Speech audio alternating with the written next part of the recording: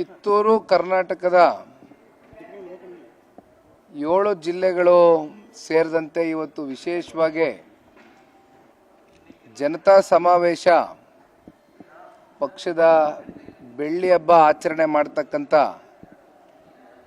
ಕಾರ್ಯಕ್ರಮ ಈಗಾಗಲೇ ಒಂದು ಕಡೆ ಹಾಸನ್ನಲ್ಲಿ ಬಹಳ ಯಶಸ್ವಿಯಾಗಿ ನೆರವೇರಿದೆ. ಇವತ್ತು ವಿಜಯಪುರ ಜಿಲ್ಲೆ, ಬಾಗಲಕೋಟೆ ಸೇರಿದಂತೆ ಮತ್ತೆ 5 ಜಿಲ್ಲೆಗಳಿಂದ ಬೃಹತ್ ಸಂಖ್ಯೆಯಲ್ಲಿ ಪಕ್ಷದ ಅಭಿಮಾನಿಗಳು, ಕಾರ್ಯಕರ್ತರು, ಜೊತೆಯಲ್ಲಿ 7 ಜಿಲ್ಲೆಯಿಂದನೂ ಕೂಡ ಬಹಳ ದೊಡ್ಡ ಮಟ್ಟದಲ್ಲಿ ಇವತ್ತು ಪಕ್ಷದ ವರಿಷ್ಠರು, ಮಾಜಿ ಪ್ರಧಾನಮಂತ್ರಿಗಳು ಸನ್ಮಾನ್ಯ ದೇವೇಗೌಡರು ಸಾಹೇಬರು ಹಾಗೂ ಪಕ್ಷದ ರಾಜ್ಯಾಧ್ಯಕ್ಷರು, ಕೇಂದ್ರದ ಸಚಿವರು ಮಾನ್ಯ ಕುಮಾರಣ್ಣ ಅವ್ರನ್ನ ಪ್ರೀತಿಸ್ತಕ್ಕಂಥ ಜನ ಇವತ್ತು ಅಪಾರ ಸಂಖ್ಯೆಯಲ್ಲಿ ಸೇರಿ ಇವತ್ತಿನ ಈ ಕಾರ್ಯಕ್ರಮವನ್ನು ಯಶಸ್ವಿಗೊಳಿಸಬೇಕು ಅಂತಕ್ಕಂಥ ನಿಟ್ಟಿನಲ್ಲಿ ವಿಶೇಷವಾಗಿ ವಿಜಯಪುರ ಜಿಲ್ಲೆ, ಬಾಗಲಕೋಟೆ ಸೇರಿದಂತೆ ಇಲ್ಲಿರ್ತಕ್ಕಂಥ ಸ್ಥಳೀಯ ನಾಯಕರುಗಳು, ಮುಖಂಡರುಗಳು, ಕಾರ್ಯಕರ್ತರುಗಳು ಹಲವಾರು ದಿನಗಳಿಂದ ಶ್ರಮಪಟ್ಟು ಇವತ್ತು ಭಾಳ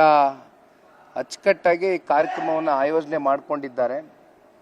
ಸನ್ಮಾನ್ಯ ದೇವೇಗೌಡರು ಸಾಹೇಬರು ಹಾಗೂ ಸನ್ಮಾನ್ಯ ಕುಮಾರಣ್ಣ ಅವರು ಸೇರಿದಂತೆ ರಾಜ್ಯ ಮಟ್ಟದಿಂದ ಅನೇಕ ಜನ ನಾಯಕರುಗಳು ಕೂಡ ಇವತ್ತಿನ ಈ ಕಾರ್ಯಕ್ರಮದಲ್ಲಿ ಭಾಗಿಯಾಗ್ತಾ ಇದ್ದಾರೆ. ಬಹುಶಃ ಇವತ್ತಿನ ಈ ಒಂದು ಸಮಾವೇಶ ಕಿತ್ತೂರು ಕರ್ನಾಟಕ ಭಾಗದಲ್ಲಿ ಜನತಾದಳ ಪಕ್ಷ ಬಹಳ ಸುಭದ್ರವಾಗಿದೆ, ಬಹಳ ಗಟ್ಟಿಯಾಗಿ ಜನಗಳ ಮನಸ್ಸಿನಲ್ಲಿ ನೆಲೆ ಊರಿದೆ ಅಂತಕ್ಕಂಥದ್ದಕ್ಕೆ ಬಹುಶಃ ಇವತ್ತಿನ ಈ ಸಮಾವೇಶ ಒಂದು ಐತಿಹಾಸಿಕವಾದಂಥ ಸಮಾವೇಶ ಆಗ್ತಕ್ಕಂಥದ್ರಲ್ಲಿ ಯಾವುದೇ ಸಂಶಯ ಇಲ್ಲ. ಬಹಳ ದಿನಗಳಿಂದ, ಕಳೆದ ಒಂದು 10-15 ದಿನಗಳಿಂದ, ಯಾಕೆಂದರೆ ಹೆಚ್ಚು ಸಮಯ ಕೂಡ ಸಿಕ್ಕಲಿಲ್ಲ, ಆದರೆ ಇಲ್ಲಿರ್ತಕ್ಕಂಥ ಕಾರ್ಯಕರ್ತ ಬಂಧುಗಳು ಒಂದು ರೀತಿ ಈ ಪಕ್ಷದ ಅಧಿನಾಯಕರ ರೀತಿ ಜವಾಬ್ದಾರಿಯನ್ನು ತಗೊಂಡು ಇವತ್ತು ಈ ಕಾರ್ಯಕ್ರಮದ ಯಶಸ್ಸಿಗೆ ದುಡಿದಿದ್ದಾರೆ. ಬಹುಶಃ ಬೆಳಗ್ಗೆ ಒಂದು 11 ಗಂಟೆಯಿಂದ ಪ್ರಾರಂಭ ಆಗ್ತದೆ ಕಾರ್ಯಕ್ರಮ, ಮಧ್ಯಾಹ್ನ 2:30-3 ಗಂಟೆ ತಾಸಿಗೆ ಮುಕ್ತಾಯ ಮಾಡ್ತೇವೆ. ಒಟ್ಟಾರೆಯಾಗಿ ಜನತಾ ಸಮಾವೇಶ ಹಾಸನಿಂದ ಏನು ಪ್ರಾರಂಭ ಆಯಿತು, ಕಿತ್ತೂರು ಕರ್ನಾಟಕಕ್ಕೆ ಏನು ಬಂದು ನಿಂತಿದೆ, ಮುಂದೆ ಕಲ್ಯಾಣ ಕರ್ನಾಟಕ ಭಾಗದಲ್ಲೂ ಸಮಾವೇಶಗಳಾಗತ್ತೆ, ಮಧ್ಯ ಕರ್ನಾಟಕದಲ್ಲೂ ಸಮಾವೇಶಗಳಾಗ್ತದೆ, ಉತ್ತರ ಕನ್ನಡದಲ್ಲೂ ಸಮಾವೇಶಗಳಾಗ್ತದೆ.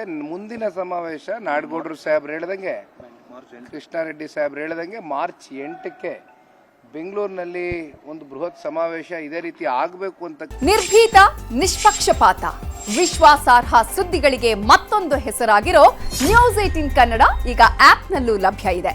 ದಯವಿಟ್ಟು ಇಲ್ಲಿರೋ QR ಕೋಡ್ ಅನ್ನು ಸ್ಕ್ಯಾನ್ ಮಾಡಿಕೊಂಡು ಆಪ್ ಡೌನ್ಲೋಡ್ ಮಾಡೋದಕ್ಕೆ ಮರಿಬೇಡಿ. ನಿಮ್ಮ ಬೆಂಬಲ ಹೀಗೆ ಸದಾ ನಮ್ಮೊಂದಿಗಿರಲಿ. ಧನ್ಯವಾದ.